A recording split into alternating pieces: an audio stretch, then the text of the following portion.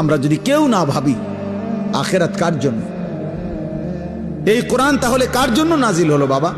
আমরা এখানে সবাই মুসলমান, ছেলেরা তোমরা মুসলমান, আমার বাপ, তুমি বলো বাপ, তাহলে এত বড় কোরআন তাহলে কার জন্য নাজিল হলো? আমাদের নবী সাল্লাল্লাহু আলাইহি সাল্লামের 23 বছরের চোখের পানি কার জন্য? তাইলে তিনি কার জন্য তায়েফের রক্ত বহাইলেন? কেন তিনি পেটে 2টা পাথর বাঁধলেন ক্ষুধার কষ্টে? উহুদের যুদ্ধে তিনি দান শহীদ করলেন কেন বাপ?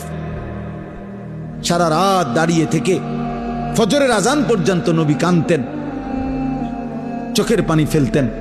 আম্মা জান আয়েশা বলছেন হাত্তা তাওয়াররামাত কাদামাহু, নবীজির 2টা পা মুবারক ফুলে ফুলে যাইত, ফুলে যাইত, ফুলে যাইত।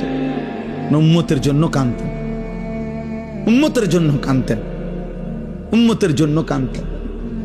আজ সেই উম্মত এক ওয়াক্ত নামাজ পড়ে না। আহ